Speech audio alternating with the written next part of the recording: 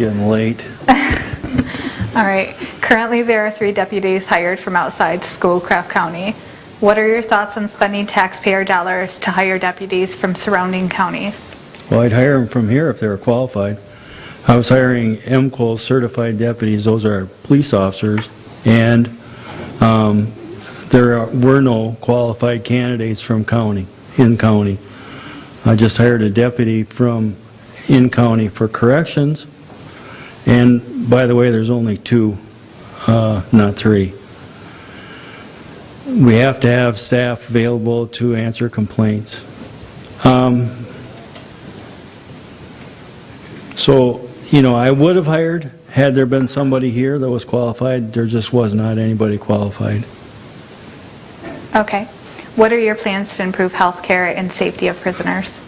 Well, since I took office, we did contract with a health care provider. We get a nurse 10 hours a week and a doctor I think an hour or 2 hours a week to see the inmates at the jail. We're currently charging the inmates for that at $10 for a visit with the nurse and $20 for a visit with the doctor.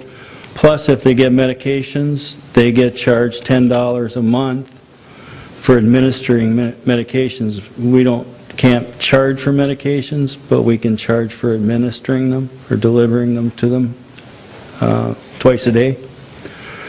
So, but when I first started,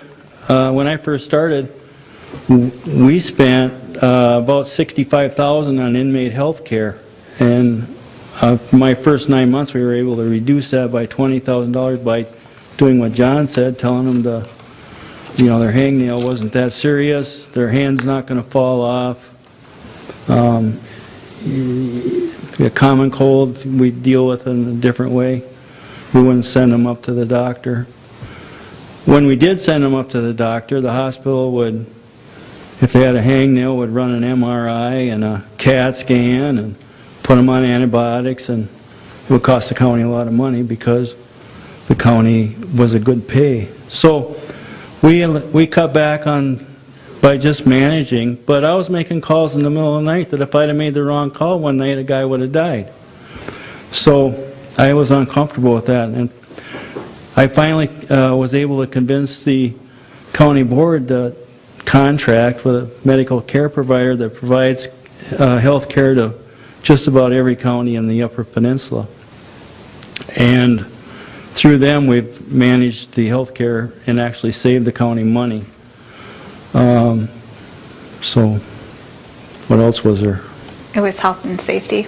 Oh, safety. We do the best we can with what we have. I don't think any inmates have gotten hurt in the jail.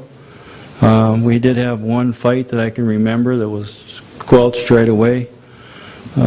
So I think we're trying to do the best we can with what we're given.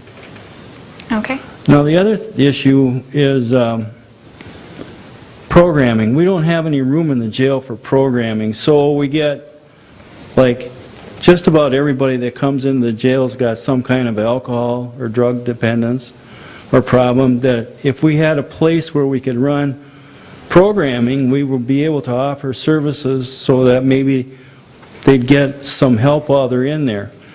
The jail, unlike the prison, is a place where people detox. We get people in DTs, we get people coming down from alcohol and drug abuse problems. They come in stoned and they detox in the jail. Unfortunately, that's just a fact of life that we have to deal with, but we don't have the tools to really effectively deal with that. We need, if we have people detoxing, then we should have programming to maybe help them through that. And there's no place, physically, there's no place for that. And I understand I have a minute left, but I might use 3.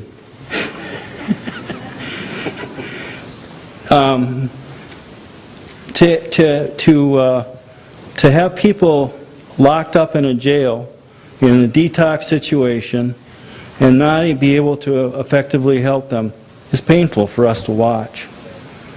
And programming, school is another one we could, maybe if we had room, we could do that, but we don't. And that's the sad part of it. So, thank you. Thank you.